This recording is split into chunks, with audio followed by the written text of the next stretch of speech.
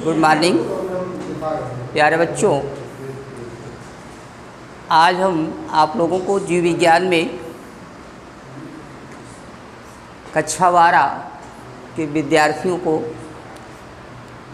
Topic reproduction में इसे हम परिभाषित कर चुके हैं, बता चुके हैं इसकी परिभाषा। और इस परिभाषा की अकॉर्डिंग हम लोग ये भी जानेंगे कि जीवों में जनन क्यों आवश्यक है या जीवों में जनन क्यों महत्वपूर्ण है। इसकी हम चर्चा करते हुए आगे हम जनन की विधियों का भी अध्ययन करेंगे। तो देखिए, जीवों में जनन क्या है। प्रत्येक जीवधारियों में अपने समान, अपने जैसे संतान उत्पन्न करने की जो क्षमता होती है उसको हम क्या कहते हैं, जनन या प्रजनन कहते हैं। अर्थात प्रत्येक जीव जाति अपनी जाति का अस्तित्व बनाए रखने के लिए या अपनी जाति की निरंतरता को बनाए रखने के लिए इनमें जनन आवश्यक होता है। तो जनन जीवों में महत्वपूर्ण है, इसके लिए इसमें कुछ ऐसी जनन के समय घटनाएं होती हैं जो जीवों के लिए अत्यंत महत्वपूर्ण होती है।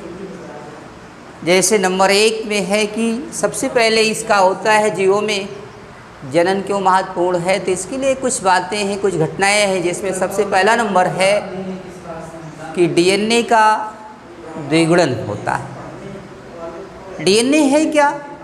डीएनए एक आनुवांशिक पदार्थ है और ये पाया कहाँ जाता है? जीन पर होता है। जीन कहाँ है? गुणसूत्र पर होते हैं। तो जीन यानी डीएनए का द्विगुणन होता है, duplication of DNA. Number 2, RNA व अन्य प्रोटीन युक्त रसायनों का संश्लेषण होता है।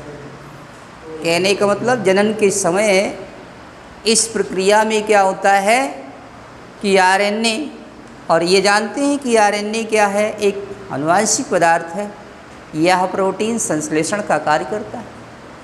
तो इस समय यानी आरएनए व अन्य प्रोटीन युक्त रसायनों का भी संश्लेषण होता है।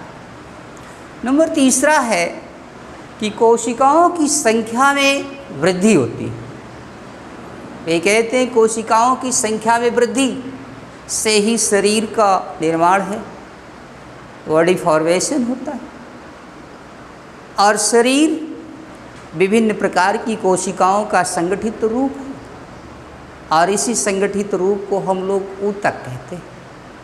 अर्थात कोशिकाओं के समूह को ऊतक कहते हैं और ऊतकों के माध्यम से ही इस अंग का निर्माण है और अंगों के संयोजन से, संगठन से ही शरीर का निर्माण होता है। तो तीसरा पॉइंट जो है, यानी कोशिकाओं की संख्या में क्या होता है? वृद्धि होती है। चौथा पॉइंट आता है कि कोशिकाओं में विभाजन होता है। कोशिकाओं में विभाजन का मतलब ये है बेटा, यानी कोशिका डिवीजन, सेल डिवीजन, कोशिका में विभाजन होता है। विभाजन का मतलब है कि एक कोशिका से दूसरी कोशिका का निर्माण होना। तो जनन के समय जो होता है, यह भी एक महत्वपूर्ण घटना है कि कोशिकाओं का विभाजन होता है, जिससे एक कोशिका से अन्य प्रकार की नई कोशिकाओं का निर्माण होता है। 5वां नंबर है प्रजनन अंगों का निर्माण होना। जैसे कोशिकाओं का विभाजन हुआ तो विभाजन के पश्चात ही नई नई कोशिकाएं बनती हैं। इन्हीं कोशिकाओं के माध्यम से क्या होता है? प्रजनन अंग बनते हैं। और प्रजनन अंगों में क्या होते हैं? ये प्रजनन कोशिकाएं या युग्मक कोशिकाएं होती हैं। इनके संयोजन के पश्चात ही जो होता है प्रजनन क्रियाएं संपन्न होती हैं। 6वां पॉइंट होता है लास्ट, कि जाति की निरंतरता व अस्तित्व सुनिश्चित होता है। जनन के माध्यम से जाति की जो निरंतरता है, कंटिन्यूटी ऑफ स्पीसीज, या फिर क्या होता है, जो एक्सटेंस ऑफ लाइफ होती है, जीवन का अस्तित्व जो होता है, वो क्या होता है, जनन के माध्यम से बना रहता है।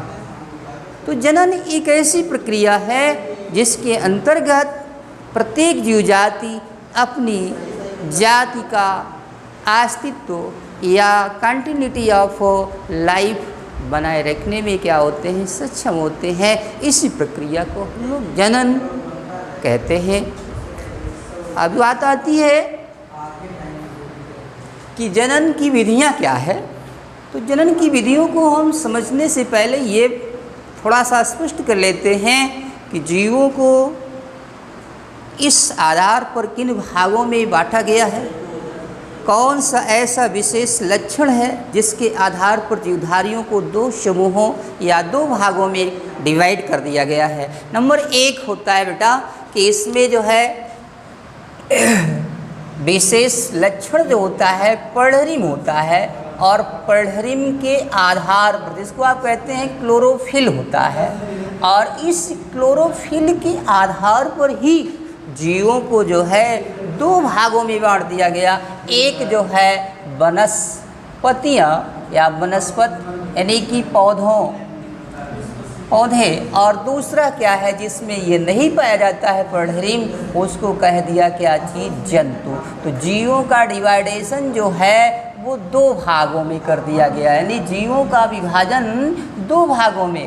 फर्स्ट नंबर ये, सेकंड नंबर ये जंतु यानी बोटिन, और दूसरा नंबर क्या है, एनिमल्स हो गया।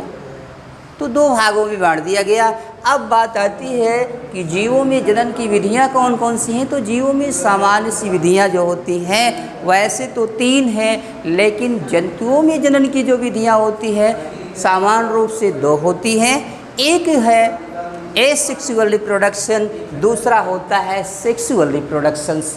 और पौधों में जो जनन की विधियां हैं, पौधों में विशेष करके जो होता है 3 प्रकार की जनन की विधियां होती हैं।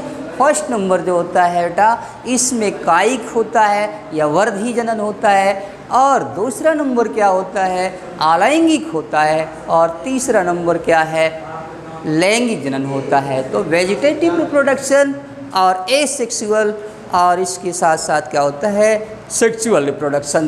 तो कुल मिलाकर के पौधों में 3 प्रकार का जनन होता है। तो आज हम इसकी चर्चा करते हैं। तो पौधों में जनन,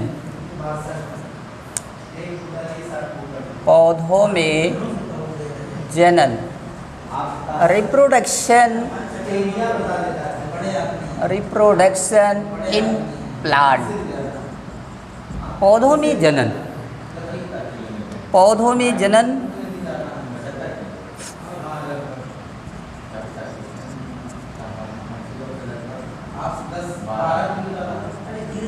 जनन की विधि। तो पौधों में जनन की बात है। पौधों में विशेष करके पुष्पी पौधे में जनन अंग युग्मक कोशिकाओं के माध्यम से और युग्मकों के संलयन के माध्यम से होता है। इसमें नर और मादा युग्मक होते हैं। नर और मादा युग्मकों के संलयन से युग्मनज बनता है, जिसके फलस्वरूप बीज बनता है, और बीजों का अंकुरण होता है। तो अंकुरण के पश्चात ही नए पौधे का जन्म होता है। तो इस प्रकार के प्रजनन को हम लैंगिक प्रजनन कहते हैं। किंतु इस प्रजनन के अतिरिक्त या इन लैंगिक अंगों के अतिरिक्त, इन युग्मक कोशिकाओं के अतिरिक्त पौधों में कुछ ऐसे भी अंग होते हैं, भाग होते हैं, जिन्हें हम वर्धी या कायिक भाग कहते हैं। और इन वर्धी या कायिक भागों से अनुकूल परिस्थितियों में वट्स बनती हैं, कलिकाएँ बनती हैं, और ये कलिकाएँ जो होते हैं प्रस्फुटित होकर के नए पौधे का जन्म देती है। तो ऐसे जनन की प्रक्रिया को हम लोग कायिक जनन कहते हैं, वेजिटेटिव रिप्रोडक्शन कहते हैं। और इस वेजिटेटिव रिप्रोडक्शन में क्या होता है कि कायिक कलिकाएँ होती हैं, कायिक कलिकाएँ ही क्या होती हैं, अनुकूल परिस्थितियों में जो होती हैं जनन करती हैं और जनन करके क्या करते हैं, नए पौधे का जन्म देते हैं। तो ऐसे जनन की प्रक्रिया को वेजिटेटिव रिप्रोडक्शन कहा जाता है। वेजिटेटिव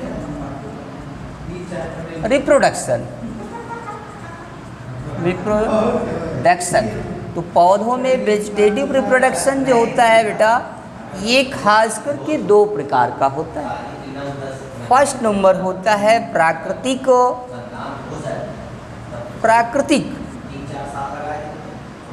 कायिक जनन, इसे कहते हैं natural vegetative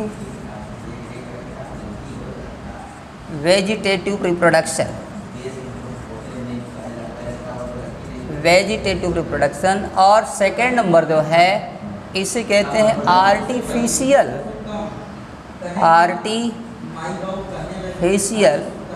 reproduction. Artificial reproduction इसका मतलब है कृत्रिम कायिक जनन, कृत्रिम कायिक जनन। तो थोड़ा सा एक की चर्चा हम कर दे रहे हैं। प्राकृतिक कायिक जनन जो होता है, इसके लिए पौधों में प्राकृतिक विभाग जो होते हैं, नंबर एक है जैसे इसमें जड़ द्वारा बाई रूट, दूसरा नंबर है स्टेम द्वारा यानी तना द्वारा, जिसे हम कहते हैं बाई स्टेम, और तीसरा नंबर है इसमें पत्र प्रकलिका द्वारा, पत्र प्रकलिका द्वारा बाई बोबेल्स वबलिस, और चौथा नंबर है पत्ती द्वारा बाई लीव्स। तो ये जड़ द्वारा, तना द्वारा, पत्र प्रकलिका द्वारा और पत्तियों द्वारा ये विशेष रूप से प्राकृतिक कायिक जनन होता है। ये जो होते हैं इनके माध्यम से जो है नए पौधों का निर्माण होता है। तो आज हम आप लोगों को यहीं तक बता रहे हैं। नेक्स्ट वीडियो में जो है आपको ये इसका डिटेल और इसका डिटेल दोनों प्राप्त होगा आपको, और अच्छे से मन लगा कर के वीडियो को देखिएगा। Thank you.